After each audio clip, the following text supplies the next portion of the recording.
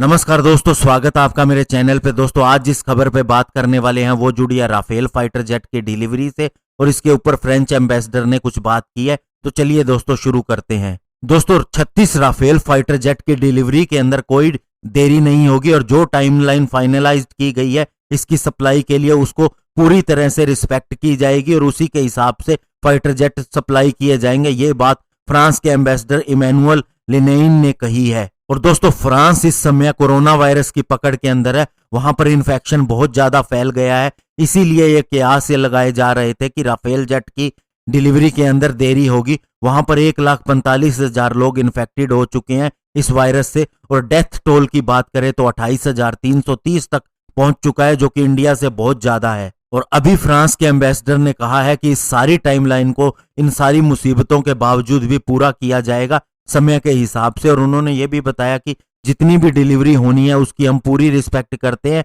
जो भी अलग अलग इंस्टॉलमेंट के अंदर फाइटर जेट दिए जाने हैं उनका काम पूरी तरह से वैसे ही चलेगा जैसे कि कहा गया था। और आपको बता दें कि अप्रैल के एंड के अंदर फ्रांस ने अपना पहला एयरक्राफ्ट जो है वो इंडिया को डिलीवर कर दिया था, वहीं फ्रांस के अंदर ही। और इससे पहले डिफेंस मिनिस्टर राजनाथ सिंह जी ने पहला राफेल जेट रिसीव किया था फ्रांस के अंदर अक्टूबर मंथ के अंदर। और अभी फ्रांस के एम्बेसडर ने कहा कि हम फेरी फ्लाइट भी अरेंज कर रहे हैं पहले 4 राफेल फाइटर जेट के लिए जो फ्रांस से इंडिया पहुंचाए जाएंगे और ये जल्द ही पॉसिबल है। इसलिए ऐसा कुछ भी नहीं बोलना चाहिए जिससे ये कहा जाए कि इसके अंदर डिले होगा। और आपको बता दें कि इंडिया और फ्रांस के बीच में गवर्नमेंट टू गवर्नमेंट डील के तहत 36 राफेल फाइटर जेट खरीदने का फैसला हुआ था सितंबर 2016 के अंदर। ये दोस्तों 58,000 करोड़ के अंदर डील हुई थी। और इंडियन एयरफोर्स का मानना है कि ये जो राफेल फाइटर जेट आएंगे ये दोस्तों अपनी क्षमता को और ज्यादा बढ़ाने के बाद में आएंगे और इनकी कॉम्बैट कैपेबिलिटी जो है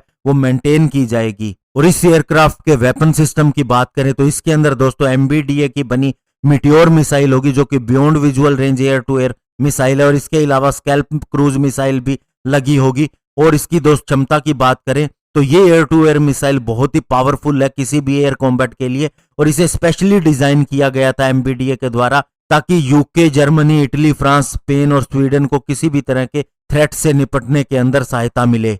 मीटियोर मिसाइल दोस्तों एडवांस एक्टिव रडार सीकर के द्वारा गाइड की जाती है और हर वेदर के अंदर इसकी कैपेबिलिटी सेम रहती है किसी भी टारगेट के लिए, चाहे वह फास्ट जेट हो या अनमैन्ड एरियल व्हीकल हो या फिर क्रूज मिसाइल हो। और इस मिसाइल सिस्टम के अलावा राफेल जेट बहुत से इंडिया स्पेसिफिक मॉडिफिकेशन के साथ में आएगा, जैसे कि इसके अंदर इसराइली हेलमेट माउंटेड डिस्प्ले होगा, रडार वार्निंग रिसीवर होगा, लो बैंड जैमर होगा, 10 घंटे तक रिकॉर्ड करने की क्षमता होगी, इंफ्रारेड सर्च और ट्रैकिंग सिस्टम लगा होगा। और इंडियन एयरफोर्स ने दोस्तों इसे रिसीव करने के लिए सारी रिक्वायरमेंट पूरी कर ली है, सारी प्रेपरेशन कर ली है, जैसे कि जो इंफ्रास्ट्रक्चर बनाना था वो भी बना लिया गया है। इसके अलावा पायलट्स की ट्रेनिंग भी कंप्लीट हो चुकी है ताकि वे इसे रिसीव कर सके। और पहली स्क्वाड्रन जो होगी दोस्तों वो अंबाला एयरफोर्स स्टेशन के ऊपर लगाई जाएंगी क्योंकि ये स्ट्रेटेजिकली बहुत ही इंपॉर्टेंट लोकेशन के ऊपर है। यहां से इंडिया पाकिस्तान के बॉर्डर की दूरी सिर्फ 220 किलोमीटर रह जाती है।